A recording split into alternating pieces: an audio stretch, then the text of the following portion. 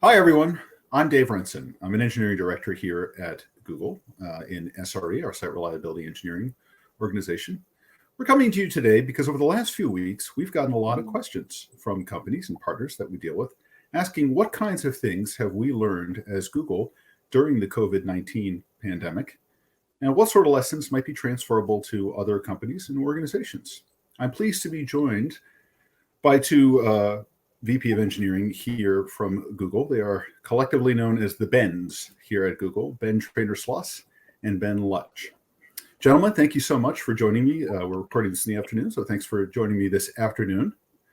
Ben Sloss, let's start with you. You are a VP in charge of all 24/7 operations here at Google. You've been here, I think, 16 years. And people who know you externally will probably know you as the father of SRE, the person who actually coined that term. So let's start with you. We've been doing SRE at Google for kind of a long time. I'm wondering, what are the ways in which SRE practices sort of helped us when this pandemic started? And maybe what has this situation taught us about the edges of what we thought SRE was? Sure. Thanks, Dave. In many ways, SRE is a team set up to deal with making sure that our services work for our users when not everything is going well. And over the years, what we found is, some of the things that fail are the things that you would expect, like a server stops working, a network router stops routing, you lose power. But we've also discovered that there are things that you wouldn't expect that occur that may make, for example, your communications harder or getting people together difficult because the problem happens at 1 a.m. local time, et cetera. And so a lot of what we ended up practicing inside of SRE was how to make sure that we could keep our services operating and keep our users well supplied when unexpected things were happening. And we would do practice drills. We call them internally disaster and recovery testing, or DIRT. But we would do drills where we pretended, for example, that all of California was unavailable, and so we needed to run all of Google from not California. And we were, of course, thinking earthquake at the time, but it turned out that was a surprisingly good practice test for most people are available, but none of them can come to the office, and all of them are working off of their laptop. And so in that sense, I think, the practice that we got over the years of working under somewhat adverse or unusual conditions meant that when we had to deal with COVID-19 and its impact on our working environment and our employees, it was less surprising and less of a change for us than it otherwise might have been. Are there any areas where this situation has maybe tested the edges of what we thought was good SRE practice, or taught us an edge case that now, when this is done, we're going to have to reincorporate into how we think about things? Yeah, absolutely. And of course, the situation continues to evolve, so there are yet lessons that we have to learn. But one of them was that we had always assumed that a problem was either going to be a problem globally with a system. Let's say your phone system stops working, or your pager system stops working, or maybe your internal, chat communication system stops working. Or it was going to be a regional issue, right? You would have a hurricane, or you would have an earthquake. We had not really expected that you would have a global event that affected people versus a global event that affected systems. And so in that regard, we are definitely evolving new ways of making sure that we keep our services running, that more or less are accommodating people issues that are occurring in all of the regions as opposed to people issues that are occurring in one region. Okay, thanks. Ben Lutch. Sorry for introductions to the audience. Ben Lutch is also a long-tenured engineering VP here at Google and ran SRE for the better part of a decade here at Google. So I'm wondering, Ben, these days you work helping Google figure out where it's going to be investing its capital in technology and what's a good course for the future. I have to imagine that this pandemic has upset a lot of that future planning. I wonder if you could talk a little bit, without getting into sensitive information, I guess, just generally about how we've had to adjust and what's been good and what's been bad about that. Sure. So, there's been a couple of places where we've seen incredible demand, particularly around the collaboration environments that we have. So there's been a very, pleasant surprise to see that the system is scaling and serving people. And I think that is definitely one area that is always tough when you have a system that scales very, very rapidly.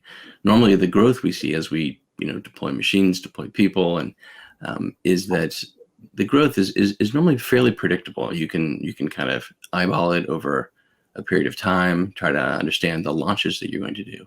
But with something like this, particularly around things like Meet and our Google Classroom, we saw just extremely rapid growth. And so making sure that we were nimble enough to make sure there was enough service available for the right people in the right places was something that sort of was an all hands on deck shuffle that looks different today than we could have imagined 2 months ago. Would it be fair to say that most of Google's services, or at least lines of business, experienced sort of percussive inorganic changes to their demand curves? Yes. There's pretty fair to say. There's some that there's some that sort of look the same, but as I mentioned, a lot of the collaboration ones have had this enormous uptick. Ben Sloss, I get asked this a lot. What are some of the things that you've experienced so far? And I should say we're taping this in mid-April, so who knows how the world will change when people are actually looking at it. But what are some of the lessons you're learning so far in this that you think might be transferable to other organizations? It's a good question. And as you know, this is currently April 10th. So if you watch this and scratch your head and wonder what these guys were talking about, it may be just because the date is different. But that actually is a lead-in. One of the things that we've learned that I think is broadly applicable is that your ability to actually predict what's going to happen in the next few weeks during a crisis situation is very limited. And spending time sort of optimizing for one particular course of events may be less useful than thinking through kind of what are the ends of the spectrum, right? What's a probable lower bound and a probable upper bound, and what would we do under each of those circumstances to make sure that our users are well served, that our business runs effectively, that we can accommodate needs. What Ben Lutch talked about, where we saw rapid growth in, let's say, the video conferencing services, was a great example of this, right? It wasn't immediately obvious at the outset of COVID that would be an outcome, but it became obvious about 2 weeks ahead of time. And what we did know was that it was probable that not all of our services would be growing on the growth path that they had previously been on. And so we should make sure that we had additional flexibility in where we allocated the server and networking resources that we got so that we could accommodate whatever ended up occurring. And I think that lesson I keep seeing over and over again is rather than trying to be overly precise about what you think is going to happen in 2 weeks, figure out how you can structure your resources, whether they are machines or network or even the people that you have available, so that you can accommodate a broad range of potential situations that you're in and still give good service to your users. Well, let's stay on that theme for a moment. Because you run all of 24/7 operations, and therefore all of the infrastructure, data centers, network, software, et cetera, making sure it's all reliable and working well, you had to mobilize people kind of on a moment's notice to react to this. Like, for example, most of Google's offices are operating right now in in jurisdictions that are shelter in place. So we've rapidly gone to a work from home company, which we hadn't necessarily been before. I'm curious what lessons there are in mobilizing teams that quickly that you think might be transferable. Sure. Well, one of the ones that sort of cropped up over and over again was we looked at how long this pandemic might persist and affect our workforce. And obviously, especially early on, no one really knew. You had predictions of 18 months and you had predictions of 3 weeks.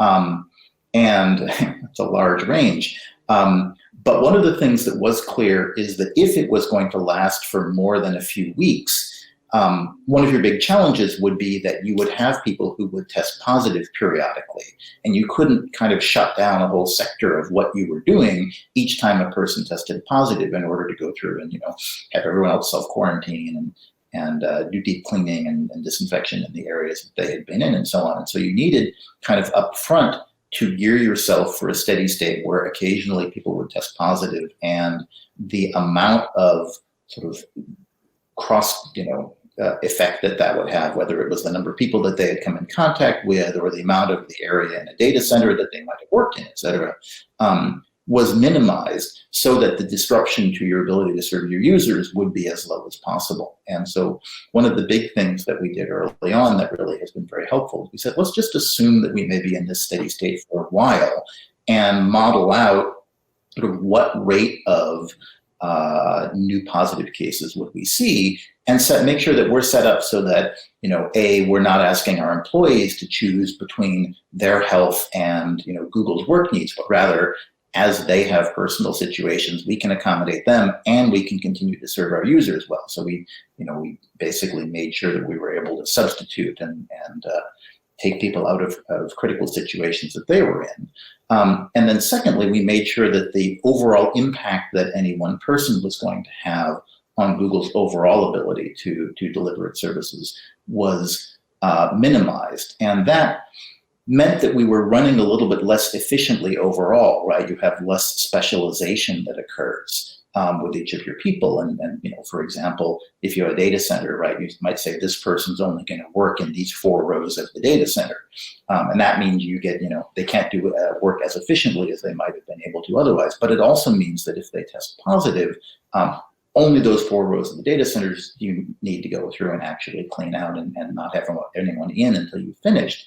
And so it minimizes the disruption that occurs, and it also means that you're not asking your other employees to go into an area that may potentially be contaminated. So for things like data centers where real people have to go, like they're essential businesses, they have to go. Are you running shift splits? Can you give us some insight about like how you're managing that risk? Yeah, exactly. So we went to a structure of shifts which avoided overlap between different shifts of people, right? Instead of one large team that all kind of came in at the same period of time and exited at the same period of time, now you have effectively several smaller teams, each of whom is in the data center during different periods of time with a break in between them. And you also have the teams divided so that each of them will only be in a part of the data center and they're not sort of all coming through the same common areas all the time and so on and so forth. And so it's more like having a number of small teams and essentially a number of small data centers that happen to share walls. And there are parallel ideas when we look at other teams that we've got. So one of the concerns that we had was if you have a team that is doing 24/7 on call for a service, and they have 3 people who are ill, what happens to the other people who are on the team? Are they, being asked to actually do large amounts of extra hours? And you might imagine, well, we may be in that state for a while, right? And so one of the things we did early on was to identify additional people that we could call in to help with on-call if we got to a situation where we were essentially short-staffed. And that means that you're not asking the other people on the team to do heroism to make sure that our services work well. And it also means that you're not putting pressure on people who may be ill or maybe just need to look after a family member by being a critical member where, if they don't work, then there's some horrible outcome. Instead, you give everyone a bit of freedom to deal with their own personal situation as it arises. And that, again, kind of optimizes for the long run. Ben Lutch, SRE's always been a distributed org because it's a 24/7 follow the sun kind of a team. But this is uncharted territory for responders and incident commanders because everyone's working from home. That's maybe a model even all the years that you're in SRE that you either didn't encounter or didn't have to contemplate. I'm curious to know how you feel like that transition's been, and what lessons even at this stage you feel like you've learned from that. So I think SRE has had to deal with lots of things that break in weird ways, and sometimes they don't break in ways that overlap with when humans want to be awake, and sometimes handoffs are really hard. So we actually do have a fair amount of practice with people having to work from home or having to chime in. We really tend to try to avoid needing that to happen. That is part of the purpose of having a distributed team, is that you have people together in an office who can communicate, troubleshoot, look over each other's screens. But it is fairly common for people to have to dial in to help out, or sometimes just if they have a super hard problem they're working on that takes a while. So I would say, going back to something that Ben had said, it's sort of in his first answer, being able to sort of practice having people work from home, not necessarily sort of all the time or as a matter of course, but just having the practice where it is not unknown. It is not sort of a strange circumstance. It's something where, you know, people who have to be involved have their sort of setup more or less working already, and they don't have an hour and a half of sort of trying to find, the spot in the house that has the best bandwidth. Practice is really sort of, I think, the key. And along the lines to your second question too, if I had to really sort of sum up, I think, the nugget of advice to pass on, it's really around practice. A lot of these things, like working from home or trying to understand how to deal with a problem that you haven't seen before, a lot of it has to do with just practicing. What is everyone's station? How do you communicate with each other? How do you hand things off?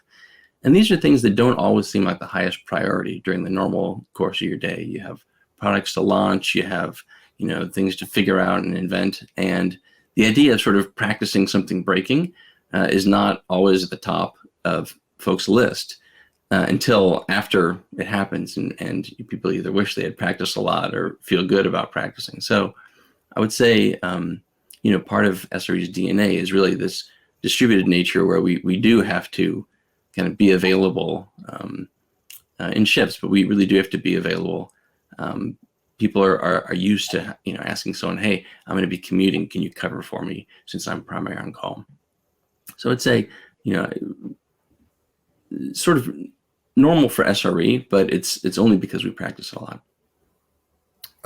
Okay, well, so putting your other hat on, your day job is making long-range plans, year, 2 years, sometimes 5-year plans around things like technology plans and investments and whatever for the company. Are there any words of encouragement or hope that you can offer to people who might be watching, particularly senior executives who are seeing some of their medium and long-term plans torn asunder for what we don't know how long a new normal is going to be normal, or just wondering how you think about that and how your team thinks about that?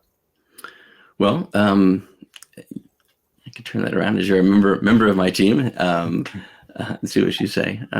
Well, I think generally you want to be in a position where you can maintain things in the short term, but you're really focused on the long term. You're always focused on the long term because there are always unexpected things. Ben can tell you great stories about networks being, chomped by sharks, or we've seen videos of, birds flying to power poles. So there's always something that's going to happen in the short term, whether it's, political or physical or viral.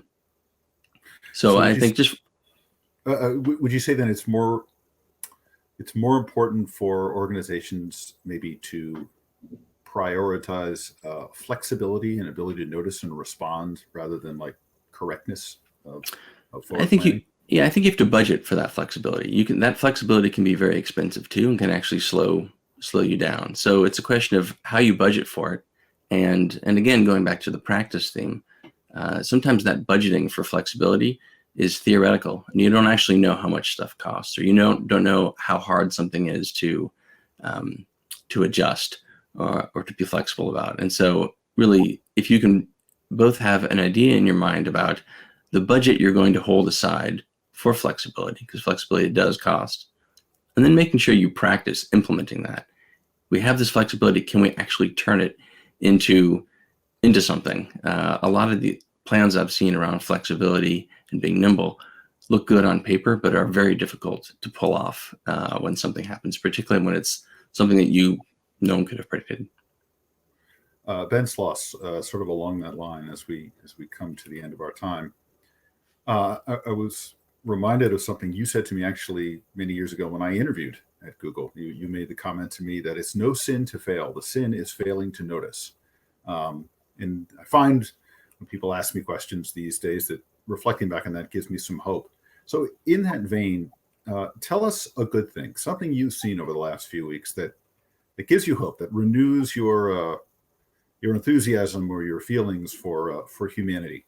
One of the things that that I keep seeing actually is all of the ways that both the change in circumstance and the necessity has brought out people's inventiveness and their compassion for each other, even for themselves. But when I look, for example, I have 2 college-age children right now, right? And they both have had really not the experience that they would have expected to have in their spring semester here.